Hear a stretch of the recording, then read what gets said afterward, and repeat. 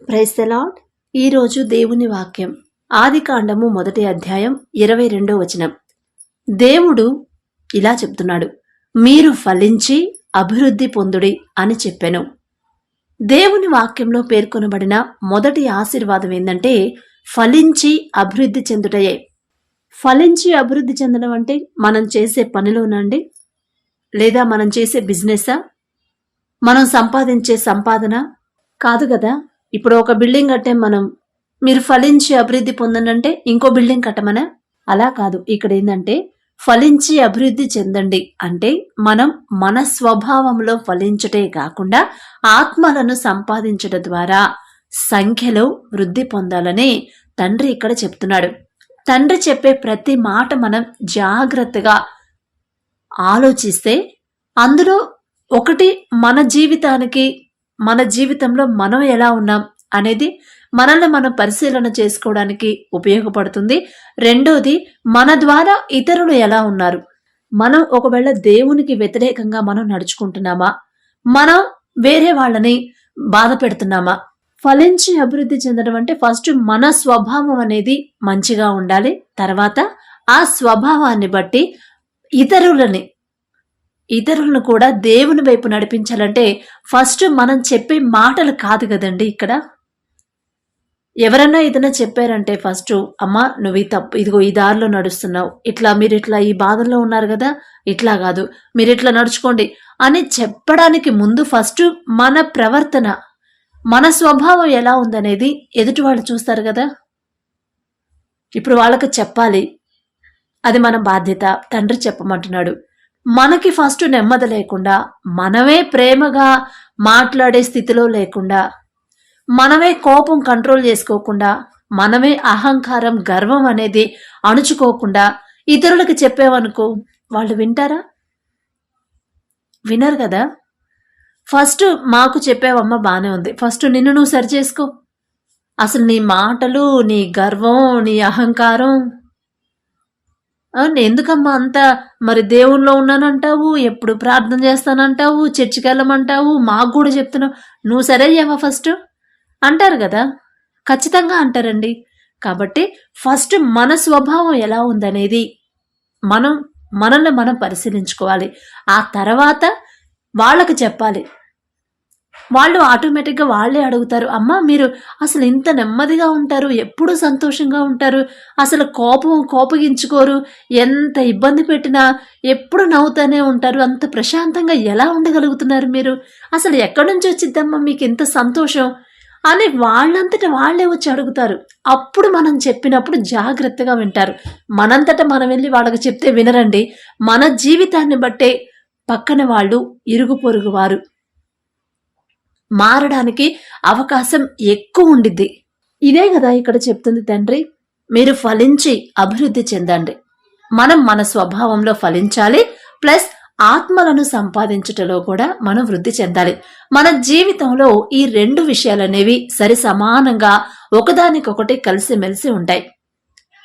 దేవుడు వారిని ఆశీర్వదించెను అని ఆదికాండము 1వ అధ్యాయంలో మనం చదువుకుంటాం కదా. అయితే ఇప్పుడు మనం ప్రతి వారం చర్చికి వెళ్తాము, చక్కగా ప్రార్థన చేసుకుంటాము, 2 పూట్ల ప్రార్థన చేసుకుంటాము. ప్రతి విషయానికి ఏ పని మొదలు పెట్టాలన్నా మొదట ప్రార్థనతోనే స్టార్ట్ చేస్తాము. ఓకే, నేనెలా ఉన్నాను, నా బిడ్డలు కరెక్ట్గా ఉన్నారా, నా వాళ్ళు కరెక్ట్గా ఉన్నారా, నా ఇంట్లో నా గృహాన్ని నేను కట్టుకున్నానా అని మనం అప్పుడప్పుడు ఒకసారి పరిశీలన చేసుకుంటా ఉంటాం కదా. నేను కరెక్ట్గా ఉండవు, పరిశీలన చేసుకోవాలి, ఖచ్చితంగా చేసుకోవాలి. ఎందుకంటే మనం ఎంత నీతిగా నిజాయితీగా బ్రతికినా అది దేవుని దృష్టిలో మనం జీవించే జీవితం కరెక్టా కాదా, మనం నడిచే దారి కరెక్టా కాదా. ఒకవేళ తండ్రి మీకేమైనా వ్యతిరేకంగా, మీ మనసు నొచ్చుకునేలా నేనేమైనా ప్రవర్తించుంటే, నా ప్రవర్తన అలా మారిపోతే నన్ను సరిచేయ్యా. నాకు తెలియట్లేదు, నేనంతా కరెక్ట్గానే ఉన్నాను, ప్రతి విషయంలో కూడా నేను చాలా జాగ్రత్తగా ఉన్నాను, ఇంకా ఏదన్నా విషయంలో మీకు నచ్చని పని ఏదన్నా చేస్తుంటే అది నాకు తెలియజేయ్యా, నేను సరి చేసుకునే అవకాశం నాకు ఇవ్వయ్యా అని అడిగితే ఖచ్చితంగా దేవుడు చెప్తాడు మనతో. అప్పుడు మనల్ని మనం సరి చేసుకునే అవకాశం తండ్రి ఇస్తాడు. కాబట్టి ఫస్ట్ మనం ఎలా ఉన్నామనేది పరిశీలించుకోవాలి.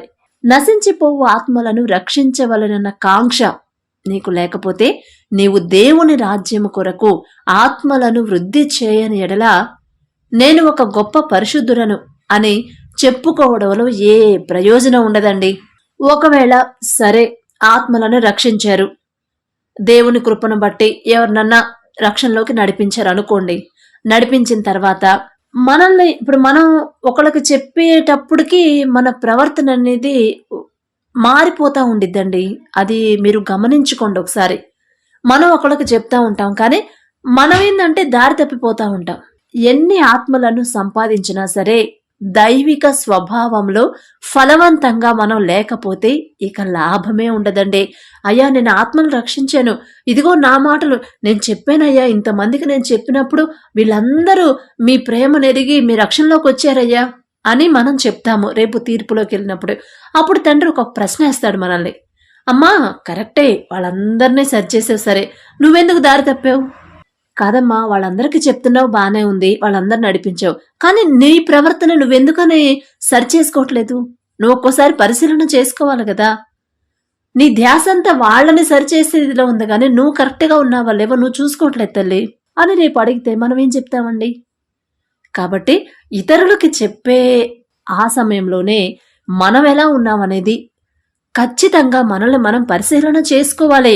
ఒకవేళ ఏ విషయంలోనైనా, ఒక్క విషయంలో కాదండి, మన ఆత్మీయ జీవితంలో గొడ్డుమోతుగా ఉండడం దేవుడు ఇష్టపడట్లేదు. ఆయన మనలను ఆత్మ సంబంధమైన ప్రతి ఆశీర్వాదములతో ఆశీర్వదించి ఫలించి అభివృద్ధి పొందుడి అని మనతో చెప్తున్నాడు కదా. ఆత్మ ఫలాలేదో మీ అందరికీ తెలుసు కదా. ఆత్మ ఫలాలేంటి? ప్రేమ, సంతోషము, సమాధానము, దీర్ఘశాంతము, దయాళుత్వము, మంచితనము, విశ్వాసము, సాత్వికము, ఆశా నిగ్రహము. ఈ మాటలు, ఈ వాక్యం ఎవరిని అడిగినా చక్కగా చెప్తారు కదా. అయితే ఈ మాటలు చెప్తావు, ఆత్మఫలాలేంటి అనగానే ప్రేమ, సంతోషము, సమాధానము, దీర్ఘశాంతము అనే అన్నీ చెప్తాము. అయితే ఒక్కొక్క ఫలాల్లో మనం ఎలా ఉన్నాం అనేది మనల్ని మనం పరిశీలన చేసుకోవాలి. ప్రేమ ఫస్ట్ ఏంటిదంటే ప్రేమ. మనం ఇతరులతో ఎలా ఉన్నాం? ప్రేమగా మాట్లాడుతున్నామా? ప్రేమగా ప్రవర్తిస్తున్నామా? ప్రేమగా నడుచుకుంటున్నామా? అసలు కొంతమందిని చూస్తే భలే భయమేసిద్దండి, దగ్గరికి వెళ్ళాలని. ఆ ఫేస్ అంతా ఎందుకు అంత సీరియస్గా పెట్టుకుంటారు. మళ్ళీ క్రిస్టియన్సే. నేను చాలా మందిని గమనించాను. ఇప్పుడు సిటీలో క్రిస్టియన్స్ దొరకడం అంటే చాలా కష్టం. అంటే అందరూ ఒకే చోట ఉండరు కదా. కొంతమంది బైబిల్లో ఫోన్లో వాక్యం పెట్టుకుని పొద్దున్నే మార్నింగ్ వాక్ వెళ్తూ ఉంటారు. నాకు భలే సంతోషం వేసిద్ది. బయట పని చేసుకుంటా చూస్తూ ఉంటాం కదా. ఒకసారి చూస్తారేమో ప్రైజ్ లార్డ్ చెప్తామని నాకు ఆశ, అసలు భలే హ్యాపీగా అనిపించింది. కానీ ఫేస్ చూస్తే ఎంత సీరియస్గా ఉంటారో అంతే సీరియస్గా నడుచుకుంటూ వెళ్ళిపోతూ ఉంటారు. ఏమైందండి? ఒక పక్కగా తిరిగి రోడ్డు మీద జనం ఉంటారు, ఏమైంది? నవ్వుతా ఒక స్మైల్ ఇచ్చారంటే ఎంత భలే, అది ఎంత సంతోషపడతారు. నేను ప్రైజ్ లార్డ్ చెప్దామని ఒక్కళ్ళు కాదు, చాలాసార్లు చాలా మందిని, సిటీలో పల్లెటూరులో అయితే మనం వాళ్ళని పలకరించకుండానే వాళ్ళే పలకరిస్తారు. మనకు ఎదురొచ్చి, అమ్మ ఎప్పుడు వచ్చావు తల్లి, బాగున్నావా, పిల్లలు బాగున్నారా, అబ్బాయి బాగున్నాడా, అందరు బాగున్నారా అని చక్కగా వాళ్ళే అడుగుతారు. ఇక్కడ సిటీలో అట్లా కాదు. మనం పలకరిద్దాం అనుకున్నా కూడా ఆ ఫేస్ ఎక్స్ప్రెషన్ చూస్తే పలకరివ్వడానికి ముందు మనసు రాదు. అసలు నాకైతే అబ్బో క్రిస్టియన్స్ చక్కగా వాక్యం పెట్టుకొని వెళ్తున్నారు, ఎంత ధన్యత ఇచ్చాడు తండ్రి, ఒక్క ప్రైజ్ లార్డ్ చెప్దామా అనుకుంటా. అసలు ఎంత సీరియస్గా వెళ్ళిపోతారు. ఆఫీసులో అయినా, ఇంట్లో అయినా, బయట అయినా ప్రేమ అనేది మనం చూపించాలండి. ఆ ప్రేమను బట్టే మన తండ్రి మన కోసం సిలువలో రక్తం కార్చి మరణించాడు కదా. ఆ ప్రేమను బట్టే మన పక్షాన తండ్రికి మొరపెట్టాడు కదా. అయ్యా వీళ్ళేం చేస్తున్నారు, వీరికి తెలియట్లేదు, వీరిని క్షమించండి అయ్యా అంటే మనల్ని ఎంత ప్రేమించుంటాడు. ఆ ప్రేమను బట్టే మనకున్న సమస్యలన్నీ తీసేస్తున్నాడు కదా. అదే ప్రేమను బట్టే మన కోసం మన పాపాలు ఎక్కువైపోతున్నా కూడా ఇంకా ఓపికగా వెయిట్ చేస్తున్నాడు. ప్రేమ మన మీద ఉండబట్టే. అంత గొప్ప తండ్రి, అంత చక్కటి, అంత గొప్ప ప్రేమ మన మీద, పాపులమైన మన మీద చూపిస్తుంటే మన తోటి వారి మీద మనం అట్లా దురుసుగా ప్రవర్తించడం, ప్రేమ లేకుండా కఠినంగా మాట్లాడడం ఎందుకండి? అంత గొప్ప దేవుడే తగ్గించుకొని మనసు సాత్వికంగా మార్చుకొని మన మీద ప్రేమ చూపిస్తుంటే మనం మన తోటి వారిని ప్రేమించలేకపోతున్నాం. ఈ మాటలు వింటున్న మీరు ఎవరైనా అలాంటి పరిస్థితిలో ఉంటే దయచేసి మీ పద్ధతి మార్చుకోండి. ప్రేమగా మాట్లాడండి. ప్రేమతో ఇప్పుడు ఏదైనా ప్రాబ్లం సొల్యూషన్ కావాలంటే అది నేను కఠినంగా ఉంటేనే అది సొల్యూషన్ దొరికింది సిస్టర్ అంటారేమో. ప్రేమతో కూడా సొల్యూషన్ చేసిన వాళ్ళు చాలా మంది ఉన్నారు. ప్రేమతో ఇప్పుడు మీరు మన పై అధికారులు వాళ్ళు మనతో ప్రేమగా ఉంటే మనకి ఇంకా సంతోషం వేసి హుషారొచ్చిద్ది కదా. అబ్బాయి ఎంత చక్కగా మాట్లాడుతున్నాడు సారు, అసలు అంత ఆ లెవెల్లో ఉండి కూడా ఆయన అంత హై రేంజ్లో ఉండి కూడా అసలు ఈయన అంత ప్రేమగా ఎంత మంచోడండి అని మనం కాదు, మనల్ని అంత ప్రేమిస్తే మనం ఇంకో 10 మందికి చెప్తాం. అలాగే మనం కూడా ఇతరులను ప్రేమించి ప్రేమగా మాట్లాడామంటే వాళ్ళెళ్ళి ఇంకో 10 మందికి చెప్పుకుంటారు. అసలు ఆ స్టేజ్లో ఉంది, మేనేజర్ పోస్ట్లో ఉంది, అంతకన్నా మంచి పొజిషన్లో ఉంది, అయినా కూడా ఇంత గర్వంగానే ఇంత అహంకారంగానే ఉండదండి. అసలు ఎంత చక్కగా ప్రేమిస్తాడు, ఎంత బాగా మాట్లాడతారు సార్. ఏదైనా ప్రాజెక్ట్ ఎక్స్ప్లెయిన్ చేయాలన్నా భలే అసలు చాలా ప్రేమగా చెప్తారండి. ఆయన చెప్తుంటే ఇంకా వినాలనిపించింది. అసలు ఎక్కడి నుంచి వచ్చిద్దో అంత ప్రేమ అని అనుకుంటారు. నేను అనుకున్నాను నాతో ఎవరన్నా అంత ప్రేమగా మాట్లాడితే ఇంకా హుషారు ఎక్కువైద్ది చేయాలని. అరే అంత ప్రేమగా మాట్లాడే నన్ను అంత నమ్మిన ఆయనకి నేను ద్రోహం చేయొచ్చా?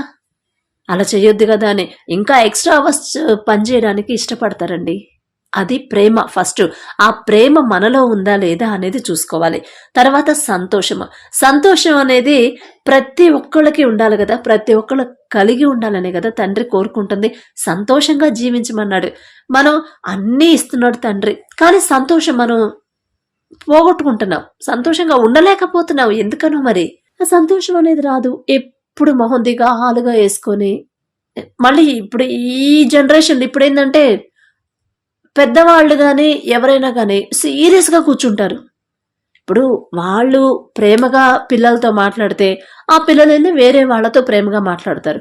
వాళ్ళే అంత సీరియస్గా కూర్చుంటే పిల్లలకి ఎలా ఉంటుంది? ఇంకా అసలు సంతోషం ఉండదు, ఎప్పుడు సీరియస్గానే ఉంటారు. ఒక నవ్వు కానీ, ఒక సంతోషం కానీ, ఒక స్మైల్ కానీ ఉండదు.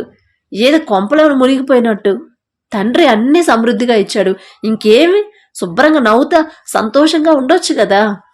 మేమైతే పూరి గుడిసెలో ఉన్నప్పుడు కూడానండి చాలాసార్లు చెప్పాను, అయినా చెప్తున్నాను.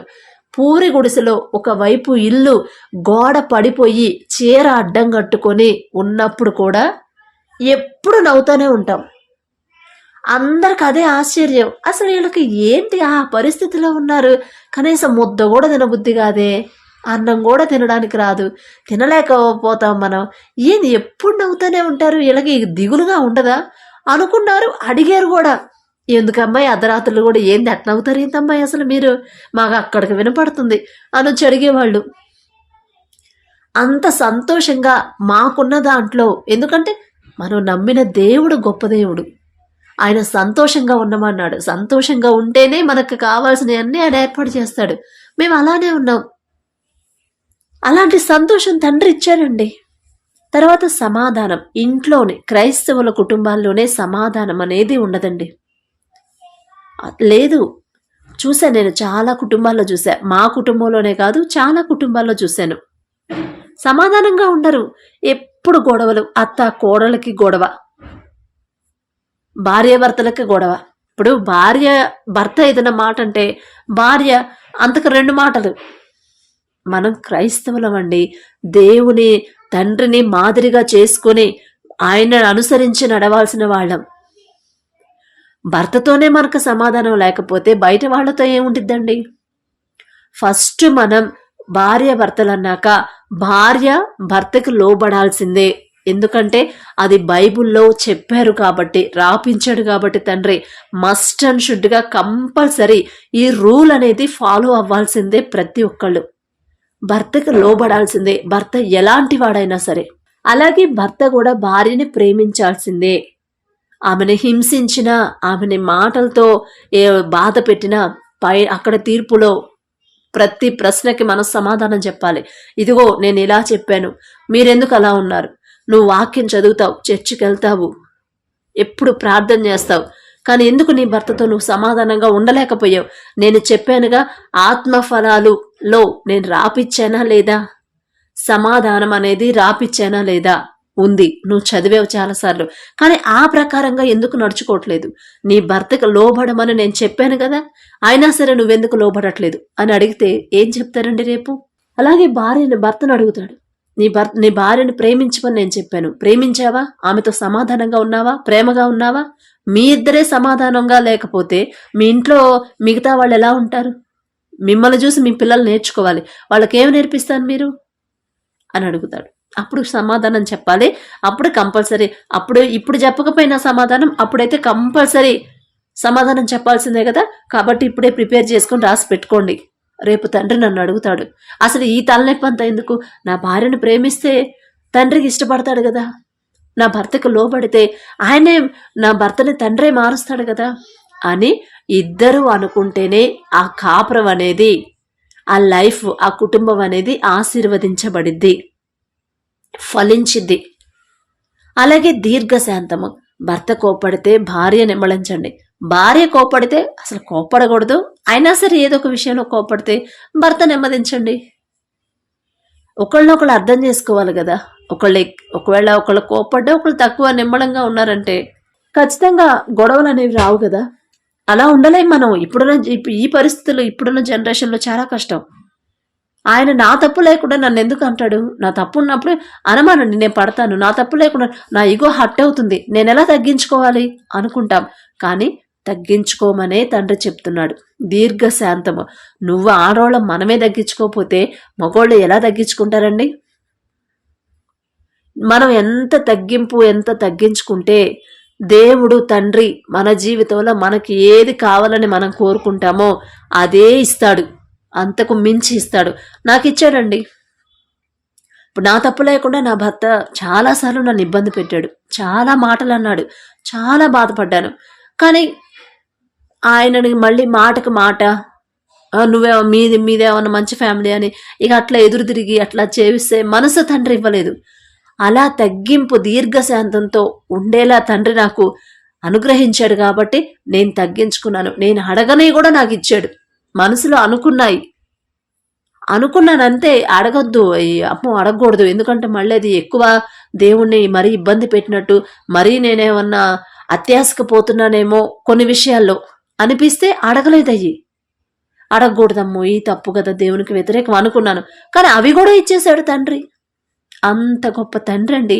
ప్రతి విషయంలో కూడా మనం కరెక్ట్గా ఫాలో అయితే, తండ్రి చెప్పిన మాటల ప్రకారం ప్రతి విషయంలో ఒక్కటి తప్పిపోయినా ఊరుకోడు. ప్రతి విషయంలో కూడా మనం ఆ వాక్యం ప్రకారం నడుచుకుంటేనే మనకు రావాల్సిన సంతోషం అవన్నీ వస్తాయి.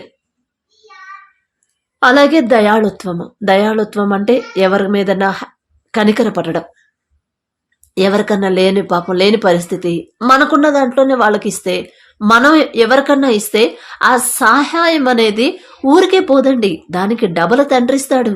ఇచ్చాడు నాకు. అసలు వాళ్ళు ఎవరో కూడా తెలియదు. బస్సులో వెళ్ళేటప్పుడు ఎవరైనా పాపం బాగా ముసలోళ్ళు ఉంటారు, తిన్నారో తినలేదో అన్నట్టు ఉంటారు. ఆ చెంగుకి కట్టిన 10 రూపాయలు తీసి టికెట్ తీసుకుంటా ఉంటారు. అయ్యో నాకు భలే బాధేసిద్ది. అమ్మ వద్దమ్మా, నేను తీసుకుంటానులే, నేను వేస్తానులే, నువ్వేం తీయగాకు, అవి ఉంచుకో, నీ దగ్గరే ఉంచుకో, ఏదన్నా తిను అని చెప్పినని అలా చేపించాడు తండ్రి. ఇక సహాయం అంటే నేను ఎలా చేయాలి? ప్రత్యేకంగా వాళ్ళ దగ్గరికి వెళ్ళి చేయాల్సిన అవసరం లేదు. మన జీవన ప్రయాణంలోనే కంపల్సరీ ఎవరొకళ్ళు అట్లా అవసరతలో ఉన్న వాళ్ళని తండ్రి మన దగ్గరకు పంపిస్తాడు. ఎందుకంటే మనం చేస్తామా చెయ్యమా, చేయాలనే ఆశ మనకుందా లేదా అని మనల్ని పరిశీలించడానికి. కానీ ఆ మంచి మనసు కూడా తండ్రి ఇస్తాడు కదండి. అట్లా ఒకళ్ళు కాదు, 2 కాదు, చాలా మందికి చేశాను, చేపించాడు తండ్రి. నా గొప్పతనం కాదండి, నా సొంత మనసు అయితే రాదు, కానీ తండ్రి ఇచ్చాడు ఆ మనసు. అసలు వాళ్ళు ఎవరో నాకు తెలియదు, వాళ్ళు ముక్కు ముఖం కూడా నాకు తెలియదు, ఎక్కడెక్కడి నుంచో వచ్చేవాళ్ళు పాపం.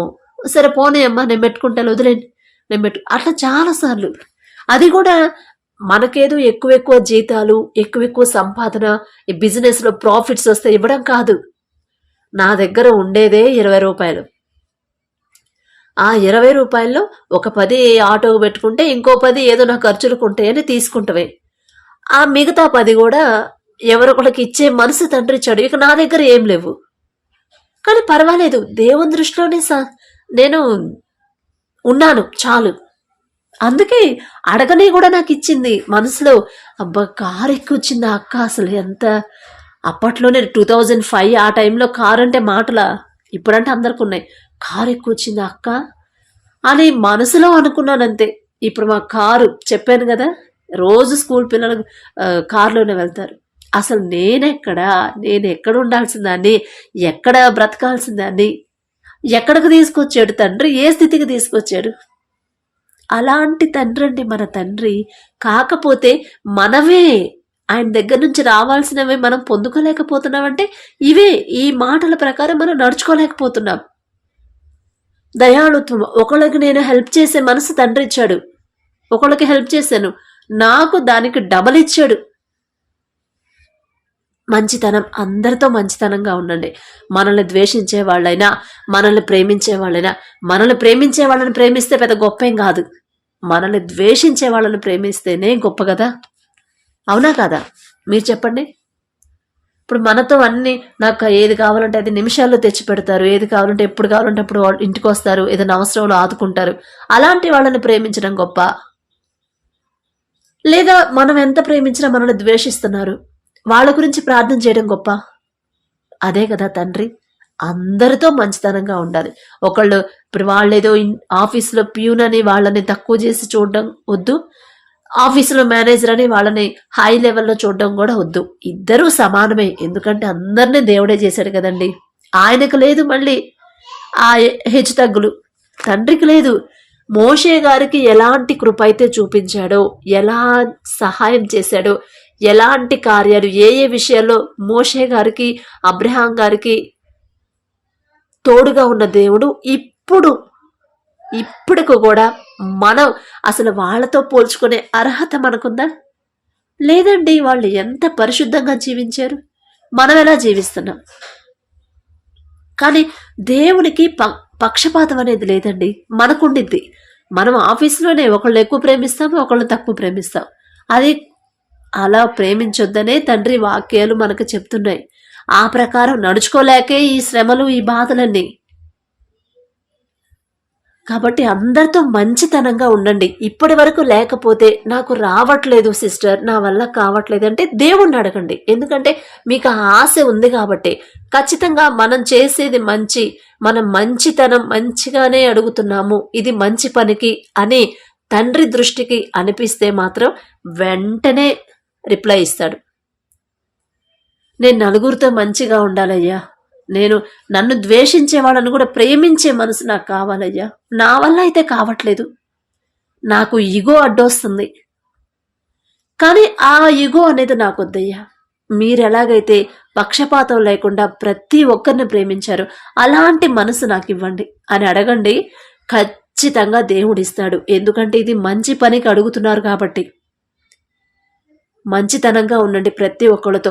అసలు మా ఫలానా యేసురత్నం పిల్లలంటే ఎక్కడెక్కడి నుంచో భలే రెస్పెక్ట్ ఇస్తారు. అంటే మేమేదో పైనుంచి దిగొచ్చామనో, మాకేదో పెద్ద పెద్ద విల్లాస్ ఉన్నాయనో కాదండి. మంచితనం అలాంటిది. మా నాన్న మాకు అట్లా నేర్పించాడు. నా తండ్రి నేర్పించాడు. దేవుని కృపను బట్టి అదే కంటిన్యూ అయింది. లేకపోతే లోకంలో పడిపోయి తప్పిపోయేవాళ్ళం. జనరేషన్ మారుతుంది కాబట్టి. కానీ ఎంత అప్డేట్ అయినా, ఎంత జనరేషన్ మారినా ఆ పద్ధతి నుంచి బయటికి రాకుండా ఉండేలా అలవాటు చేశాడు తండ్రి. మా నాన్న చేశాడు. అంతకన్నా ఫస్ట్ దేవుని కృప. కాబట్టి మంచితనం అనేది అందరూ అలవాటు చేసుకోండి. ఇదే తండ్రికి ఇష్టమైన పనులన్నీ ఇవే. ఆత్మఫలాలంటే మనం చదివి బట్టేసి ఒకళ్ళకి అప్పచెప్పడం కాదండి. ఆత్మఫలాలు ఆ ప్రకారంగా మనం నడుచుకుంటున్నామా లేదా అనేది మనల్ని మనం రోజు పరిశీలించుకోవాలి. ఏ విషయంలోనైనా నేను తప్పిపోతున్నానా? ప్రతిరోజు మనల్ని మనం పరిశీలించుకుంటేనే మనం జాగ్రత్తగా దేవునిలో నడవగలం. ఆయన నుండి మనం పొందాల్సిన ఆశీర్వాదాలు పొందుకోగలం. అలాగే మంచితనం తర్వాత విశ్వాసం. ఏది అడిగినా నా తండ్రి నాకు ఇస్తాడు, నా తండ్రి తప్ప ఇంకా ఎవ్వరూ ఇవ్వలేరు అని దేవుని మీద విశ్వాసం ఉంచితేనే ఖచ్చితంగా ఆ పని అయింది. ఇప్పుడు నా పిల్లలకి 5 డేస్ నుంచే 3 డేస్ నుంచే బాగా వర్షాలు కదా, ఆ జలుబు ఎక్కువైపోయి కాస్త దమ్ములాగా వస్తుంది. 2 రోజుల నుంచి హాస్పిటల్కి క్లినిక్కి తీసుకెళ్ళి ఆ నెబులైజర్ పెట్టించుకొని తెస్తున్నాను. నెబులైజర్ లేదు. ఇంతకుముందు చాలాసార్లు బాబుకి అలానే అయ్యేది. పర్వాలేదు, మరీ అంత ప్రాబ్లం అయితే అవ్వలేదు. అయితే వర్షాలు కాబట్టి ఆ వర్షంలో పిల్లల్ని తీసుకొని వర్షంలో గొడుగేసుకొని వెళ్ళి ఆ రోడ్డు అంతా వాటర్ వెళ్ళి పెట్టించుకొని అక్కడే చాలా మంది ఉంటున్నారు, బయట వెయిట్ చేసి రావడం కాస్త కష్టంగానే ఉంది. ఇక అంతకన్నా గొడుగు కూడా లేని వాళ్ళు ఇంకా చాలా మంది ఉన్నారు కదా, వాళ్ళతో పోల్చుకుంటే మన లైఫ్ బెటరే కదా. కానీ నేనైతే నాకేం అంత భారంగా అనిపించలేదు. ఇంతకు ముందు మా హస్బెండ్ని అడిగాను, అండి ఆ నెబులైజర్ ఏదో కొంటే కాస్త పిల్లలకి ఏదన్నా ఎమర్జెన్సీ అయినప్పుడు మరీ ఎమర్జెన్సీ అయినప్పుడు వెళ్ళలేం కదా బయటికి, ఉండిద్ది కదా కొనండి అని చెప్పానంటే ఎప్పటి నుంచో చెబుతున్నా, కొనలేదు. కొంటాలే చూద్దాం అనుకుంటా వచ్చాడు, కొనలేదు. అయితే ఈ 3 డేస్, ఈ 2 రోజులు, నిన్న కూడా 2 రోజులు వర్షంలోనే పిల్లల్ని తీసుకొని, మా హస్బెండ్ ఆఫీస్కి వెళ్ళిపోతాడు కదా, పిల్లల్ని తీసుకొని గొడుగేసుకొని ఆ గాలికి నాకైతే పర్వాలేదు. ఎంత గాలి వచ్చినా, ఎంత వర్షం వరదలు వచ్చినా నా దేవుడు నా ముందుంటాడు కాబట్టి నాకు కానీ పిల్లలకు కానీ ఎటువంటి ప్రమాదం జరగదు అనే గట్టి విశ్వాసంతో తండ్రి ఇచ్చాడండి. ఆ విశ్వాసం అని నా గొప్పతనం కాదు. ఎవరు నీ పక్కన 1000 మంది పడినను, నీ కుడి ప్రక్కన 10,000 మంది కూలినా అపాయము నీ ఎద్దుకు రాదు అని చెప్పాడు కదా. అదే విశ్వాసంతో వెళ్ళి మళ్ళీ నైట్ 9 అయినా సరే రావడం అట్లా చేస్తా ఉన్నా. మరి ఆయనకి ఏమనిపించిందో ఏమో కానీ మా హస్బెండ్కి నిన్న కొనుక్కొచ్చాడండి, అది నెబులైజర్ మిషన్ కొనుక్కొచ్చాడు. అసలు నిజంగా తండ్రి చేసే కార్యాలు మనకి తట్టుకోలేమండి. నేను ఎన్నిసార్లు మొత్తుకున్నాను, ఒకటి కొనండి అంటే కుదరలేదు, కొనలేదు. అసలు కొంటా అన్నాడు, వదిలేసాడు. నేను నిన్న చెప్పలేదు, అడగల. పర్వాలేదులే, ఇప్పుడు కొనే పరిస్థితి కాదు, కాస్త ఖర్చులు ఎక్కువ ఉన్నాయి కదా, వద్దులే, పర్వాలేదు, ఇక్కడే కదా, పిల్లల్ని తీసుకొని వెళ్ళొద్దాంలే, నా తండ్రి నాకున్నాడు, నా దేవుడు నా ముందున్నాడు, నన్ను జాగ్రత్తగా తీసుకురాడా, తెస్తాడు ఖచ్చితంగా అని అదే విశ్వాసంతో వెళ్ళి 2 రోజులే వెళ్ళొచ్చాను. 3వ రోజుకి ఆ నెబులైజర్ మెషిన్ కొనుక్కొచ్చాడు. నేను అడగలేదు, అస్సలు అడగల, నాకు ఆలోచన కూడా రాలేదు. కొనండి అని చెప్పాలనే మాట కూడా అడగలేకపోయా. ఎందుకంటే ఇంట్లో పరిస్థితి మనకు తెలుసు కదండి ఆడవాళ్ళకి. కానీ దేవుని కృప చూసారా, నేను ఇబ్బంది పడడం, పిల్లలతో నా బిడ్డ నీళ్ళల్లో అలా వెళ్ళి ఆ వర్షానికి అంత ఇబ్బంది పడడం తండ్రి చూడలేకపోయాడండి. అది నా గొప్పతనం కాదండి, దేవుని కృప, ఆయన ప్రేమ చూడండి. నా దేవుడు నా ముందుంటాడు, నన్ను తీసుకెళ్లి క్షేమంగా తీసుకొస్తాడు, నాకు కానీ నా బిడ్డలకు కానీ ఎటువంటి ప్రమాదం జరగదు అని ఈ విశ్వాసంతో నేను నడిపించాడు తండ్రి. అంతే విశ్వాసంతో నడిపించాడు కాబట్టి ఇక నా బిడ్డ ఇబ్బంది పడుతూ నాకు ఇష్టం లేదు, నా మీద ఆధారపడుతుంది కదా పూర్తిగా, ఆమెకు కావాల్సింది నేను ఇప్పిస్తాను అని 3వ రోజే ఆ మిషన్ తీసుకొచ్చి ఇంట్లో పెట్టాడండి. అలా ఉండిద్దండి, దేవుని మీద విశ్వాసం ఉంచితే ఆయన కార్యాలు అలా ఉంటాయి. నేనైతే అడగల, నాకు అసలు ఆ థాట్ కూడా రాలేదు తెస్తాడని. కానీ ఆయనంతటా ఆయనే అడిగాడు. అసలు ఇన్నిసార్లు తిరగడం ఎందుకు అంటే ఆ మనసు నా భర్తకి ఇచ్చాడు తండ్రి. ఇంతకుముందు మాట్లాడడం ఊరుకునేవాడు కాదు. అలాంటిది ఆయనంతటా ఆయనే పిల్లల్ని తీసుకొని ఆ గొడుగు వేసుకొని వర్షానికి, అబ్బా ఇబ్బంది పడుతున్నావు కదా, అట్లా కాదులే, ఒక మెషిన్ కొంటానులే, ఎట్లయితే అట్లా అయింది, ఖర్చు పోనే అని వెళ్ళాడు. 1 గంటలోనే కొనుక్కొని తీసుకొచ్చేశాడు. అది నా భర్త గొప్పతనం కాదండి, మనం నమ్మిన మన దేవుని గొప్పతనం. ఆయన మీద విశ్వాసం ఉంచితే ఆయన కార్యాలు ఎలా ఉంటాయి అనే దానికి నేను చెప్తున్నాను. నిన్నగాక మొన్న తీసుకొచ్చింది, సండే సాయంత్రానికి తీసుకొచ్చాడు. సాటర్డే క్లినిక్ వెళ్ళాను, నెబులైజర్ పెట్టించాను. సండే మార్నింగ్ వెళ్ళాను, నెబులైజర్ పెట్టించాను. సాయంత్రం ఈవినింగ్ కూడా రమ్మన్నారు ఆయన, అమ్మ మళ్ళీ పెట్టించండి అన్నారు. కానీ ఈవినింగ్ వచ్చేసరికి మా హస్బెండ్ కొనుక్కొని వచ్చాడు. ఇక బయటికి వెళ్ళే పని లేదు ఆ వర్షానికి. ఇంట్లోనే పెట్టేశాను పిల్లలకి. అసలు ఎంత గొప్ప దేవుడో కదా. మరి ఇంత విశ్వాసంతో ఉన్నప్పుడు సిస్టర్ మరి మీ పిల్లలకి ఎందుకు హెల్త్ బాగాలేదు అంటారేమో. కానీ మనం ఎంత విశ్వాసంతో ఎంత జాగ్రత్తగా ఉన్నా ఏదో ఒక విషయంలో తప్పిపోతానే ఉంటామండి. అది మనకు తెలీదు.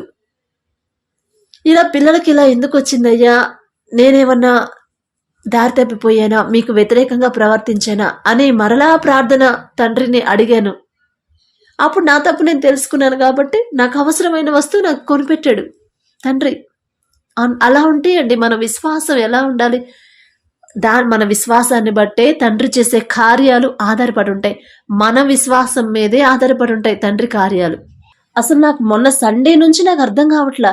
అసలు నేను అడగలేదు తండ్రిని, అయ్యా ఇంత వర్షంలో చీకట్లో చిన్నపిల్లల్ని వేసుకుని ఆ చీకట్లో గాలికి ఎదురు గాలికి గొడుగు ఎగిరిపోతుంది, ఎలా వెళ్ళాలి, నాకు ఏదో ఒకటి నాకు ఏర్పాటు చేయండి అయ్యా. అసలు ఆ థాటే రాలా నాకు అడగాలని. ఎంత వర్షమైనా సరే నా తండ్రి నాకు తోడుంటాడు. నా ముందు నా తండ్రి నడిపిస్తాడు నా ముందుండి. కాబట్టి నేను క్షేమంగా వెళ్తాను, నా బిడ్డలను క్షేమంగా తీసుకెళ్తాడు, మళ్ళీ ఇంటికి క్షేమంగా తెస్తాడు. అదే థాట్లో అదే మాట అదే ప్రార్థనలో ఉన్నాను. కానీ ఈ మిషన్ కొనమనే ఆలోచన నాకు రాలేదు అసలు, అడగాలని కూడా. అస్సలు అదే కదా మనం ఊహించలేని గ్రహించలేని గొప్ప సంగతులు అంటే. అస్సలు ఎక్స్పెక్ట్ చేయలేదు కానీ తెచ్చిపెట్టాడండి. అసలు నాకు అర్థం కావట్లేదు. మొన్నటి నుంచి ఆలోచిస్తున్నా, నేను అడగలేదు కదా, కానీ నేను బాధపడుతుంటే నా తండ్రి చూడలేకపోయాడు కదా. నా భర్త చూడలేదు, ఎందుకంటే ఆయన ఆఫీస్కి వెళ్తాడు. పొద్దున్నే 8:30కి వెళ్ళిపోతాడు, నైట్ 9కి వస్తాడు. ఆయన చూడలేదు. కాకపోతే చెప్తాము అంటే ఇట్లా వర్షం పడుతుంది అయినా కూడా మరి తప్పదు కదా, పిల్లల్ని తీసుకెళ్తే చెన్నై పర్వాలేదు అని చెప్తాం కదా. కానీ మన తండ్రి చూశాడండి నా బాధ. అలాగే మీ బాధ కూడా ఖచ్చితంగా చూస్తాడండి. చూడడు అని మాత్రం అనుకోవద్దు. కానీ మనం విశ్వాసం, దేవుని మీద విశ్వాసం ఉంచాలి చాలు.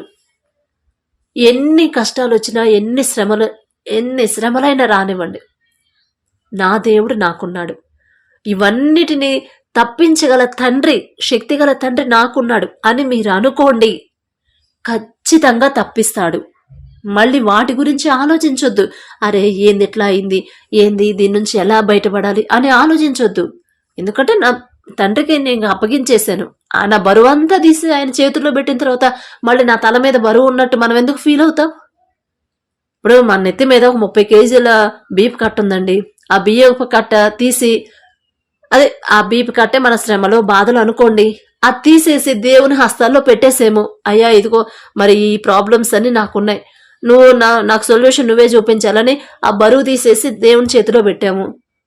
పెట్టిన తర్వాత కూడా మన తల మీద బీపీ కట్ ఉందని ఫీల్ అవుతామా? బరువు తీసేసాము ఆల్రెడీ. ఇక అట్లా అమ్మో నాకు ఇంకా బరువు మీద ఉంది, నా తల మీద బరువు ఉంది అని ఫీల్ అయ్యామంటే దేవునికి అప్పగించినట్టే. అది తీసేసాను, ఇక నాకే బరువు లేదు, నా తండ్రి చూసుకుంటాడు అని అనుకోండి, ఖచ్చితంగా చూసుకుంటాడు. అలా చేశారండి నా తండ్రి. నాకు అస్సలు ఊహించలేదు, అస్సలు అన్ఎక్స్పెక్టెడ్, నేనైతే అనుకోలేదు.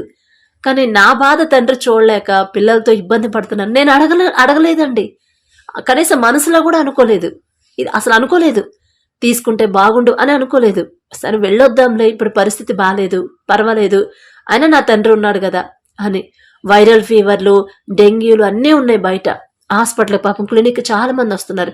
కానీ నా పిల్లలకి ఏంటంటే వాళ్ళకి మామూలు జలుబు చేసింది, కాకపోతే కొంచెం దమ్ము వస్తుంది, అంత ఇబ్బంది కూడా లేదండి. ఎందుకంటే మనకు కూడా మరి మనం అన్ని సక్రమంగా ఉంటే దేవునికి దూరం అవుతాం కదా. అది విశ్వాసం అనేది ఎలా ఉండాలండి, అది నా గొప్పతనం కాదు, దేవుని కృప. తర్వాత సాత్వికం. ఎన్ని మాటలన్నా ఎదుటి వాళ్ళు ఎన్ని మాటలన్నా సైలెంట్గా ఉండడం నేర్చుకోండి ఫస్ట్. అదే సాత్వికం. ఎన్ని మాటలన్నా మన తప్పున్నా లేకపోతే నా తప్పు లేకుండా నేనెందుకు తగ్గాలి సిస్టర్ అన్నారా అంటే ఆ సాత్వికం అనేది మనలో లేదు. ఆ సాత్వికం మనలో లేకపోతే తండ్రి నుంచి రావాల్సిన బ్లెస్సింగ్స్ అనేవి మనకి రావు. ఖచ్చితంగా మన చేతులతో మనమే వాటిని ఆపేస్తున్నాం. కాబట్టి సాత్వికం, అది ఆఫీసులోనైనా బయట అయినా ఇంట్లో అయినా బంధువుల దగ్గరైనా మీ స్నేహితుల దగ్గరైనా. ఇప్పుడు స్నేహితులు ఏంటంటే స్నేహితుల దగ్గర అదొక మైండ్ మారిపోయింది కదా. ఏదైనా వాళ్ళలో ఉన్న లోపాన్ని ఎత్తేసి ఎగతాళిగా మాట్లాడతాం. వాళ్ళు ఫీల్ అవుతారు, అట్లా అనొద్దని వేరే వాళ్ళు చెప్పినా కూడా లైట్ తీసుకో, అడేమట ఫీల్ అవ్వలే, ఆమెమట ఫీల్ అవ్వదు అనుకుంటాం, కానీ ఫీల్ అవుతారండి ఖచ్చితంగా. అలాంటి మాటలు కూడా సాత్వికం అంటే, అలాంటి మాటలు కూడా మన నోటికి రానివ్వద్దు. ఎగతాళి, ఎదుటి వాళ్ళ లోపాలను చూసి ఎగతాళి చేయడం, వాళ్ళ పరిస్థితిని చూసి వాళ్ళని అట్లా ఎగతాళి చేసి మాట్లాడతాం అస్సలు ఒక క్రైస్తవుడిగా, క్రైస్తవురాలిగా, దేవుని నమ్మిన ప్రజలుగా ఎవ్వరూ అలా ప్రవర్తించకూడదు. ఇలాంటివన్నీ దేవునికి అసహ్యం. అసలు సాత్వికమైన మనసు, ఎవరు ఎన్ని మాటలు 100 మంది వచ్చి మిమ్మల్ని నిందలేస్తున్నా సరే, మిమ్మల్ని ఇబ్బంది పెడుతున్నా కూడా సైలెంట్గా ఉండడానికి ట్రై చేయండి. మన వల్ల కాకపోతే తండ్రిని అడగండి, చేస్తాడయ్యా. వాళ్లతో నేను గొడవ పడాలని నాకు వద్దు, వాళ్ళు ఒక మాట అన్నారని నేను 2 మాటలనే మనసు నాకొద్దు. సాత్వికం కలిగి ఉండమన్నారు మీరు. నా అంతటి నా వల్ల కావట్లేదు, కానీ మీరిస్తే నేను సాత్వికంగా ఉండగలుగుతాను అని అడగండి. తండ్రి ఇస్తాడు కంపల్సరీ, ఎందుకంటే అది మంచి పనికి అడుగుతున్నారు కాబట్టి. నేనైతే ఏం మాట్లాడకూడదు, వాళ్ళతో గొడవ పడాలని నా మనసు రానివ్వద్దు. అసలు వాళ్ళు ఎన్ని మాటలైనా అనుకోనివ్వండి, నేను సైలెంట్గా ఉండాలి, నేను తగ్గించుకొని ఉండాలి. ఆ మనసు మీరు ఇవ్వండి అని అడగండి. ఇవ్వకపోతే నన్ను అడగండి, ఖచ్చితంగా ఇస్తాడండి మన తండ్రి. అలాగే ఆశ నిగ్రహము. ఆశ నిగ్రహం ఇప్పుడు ఉన్న అన్ని టెంప్టేషన్సే కదా. ఈ ఫ్యాషన్స్ కానీ, ఈ పక్కన వాళ్ళు ఎలాంటి బైక్ కొంటే మనం అలాంటి బైక్ కొనాలి, ఎలాంటి మొబైల్ కొంటే అలాంటి మొబైల్ కొనాలి, ఎలాంటి చీర కొంటే అలాంటి చీర, అవన్నీ కోరికలన్నీ కూడా కాస్త మనం కంట్రోల్ చేసుకుని ఉండమనే తండ్రి చెప్తున్నాడు. ఆ విషయంలో కూడా మనం కరెక్ట్గా ఉండాలి. ప్రతి విషయంలో ఇక్కడ ఎన్ని విషయాలు అయితే చెప్పారో ప్రతి విషయంలో కూడా మనం ఎలా ఉన్నాము అనేది పరిశీలించుకోండి. ఇక మనం బ్రతుకు, మన జీవితం మామూలుగా ఉండదు. ఆశ నిగ్రహం. వాళ్ళు తీసుకున్న డ్రెస్సే మనం తీసుకోవాలి, వాళ్ళు ఎలాంటి హెయిర్ స్టైల్ వేస్తారో అదే హెయిర్ స్టైల్ మనం కూడా వేసుకోవాలి. వాళ్ళు ఏ కాటుకైతే కళ్ళకు పెట్టుకుంటున్నారో అదే కాటుక, అదే బ్రాండ్. అలాంటి అసలు మనసులో కూడా రాకూడదండి మనకి. అదే ఆశ నిగ్రహం. మన ఆశ కలిగిద్ది, కానీ నిగ్రహించుకోవాలి. చాలా జాగ్రత్తగా ఉంటేనే. ఇప్పుడు నేను అంత జాగ్రత్తగా ఉంచాడు తండ్రి, నా గొప్పతనం కాదు, ఉంచాడు. అయ్యా నాకొద్దు ఈ లోకం, ఎటైనా పోనివ్వండి, ఎంత అప్డేట్ అయినా కానివ్వండి. చాలా మంది ఎగతాళి చేశారు నన్ను, ఇక ఎప్పుడు అమ్మమ్మలాగే ఉంటావా, అప్డేట్ అవ్వవా, ఎప్పుడు ఇలాగే ఉంటావా, కాస్త లోకంలోకి రా బయటికి అంటారు. వద్దమ్మా, నాకు ఆ లోకంతో వద్దు, నాకే అప్డేట్లు నాకే వద్దమ్మా, నా దేవుడు నాకున్నాడు చాలు, నాకు ఎప్పుడు ఏది కావాలో నా తండ్రి ఇస్తాడు. ఇక నేను ఈ ఆశ నిగ్రహం లేకుండా ప్రతి లోకం ఎటుపోతే ఆ లోకం వాళ్ళ వెనకాల నేను పోవడం, దేవుడి నుంచి దూరంగా వెళ్ళిపోవడం నాకు వద్దమ్మా అని చెప్తానే ఉంటా. పర్వాలేదు, ఇలాగే ఉంటా నేను. అదే తండ్రి నాకు ఆ నిగ్రహం ఇచ్చాడు. ఇంతకు ముందన్నా కొంచెం ఆశ అనిపించేది, అదే చీర కొందాము, అదే డ్రెస్ కొందాము, అలాంటి బైక్, అరే చైన్ భలే ఉంది కదా, బ్యాంగిల్స్ భలే ఉన్నాయి కదా అనిపించేది. ఇప్పుడు అసలు ఏం లేదు, ఇక తీసేసాడు చిన్న చిన్నగా. నాకు వద్దయ్యా ఈ లోకంతో. ఇప్పుడు ఏదైనా సినిమాలో ఏదైనా హీరో ఒక డ్రెస్ వేస్తే అదే డ్రెస్ మనం వేసుకోవాలి అని ఆశపడతాం, అది వద్దు.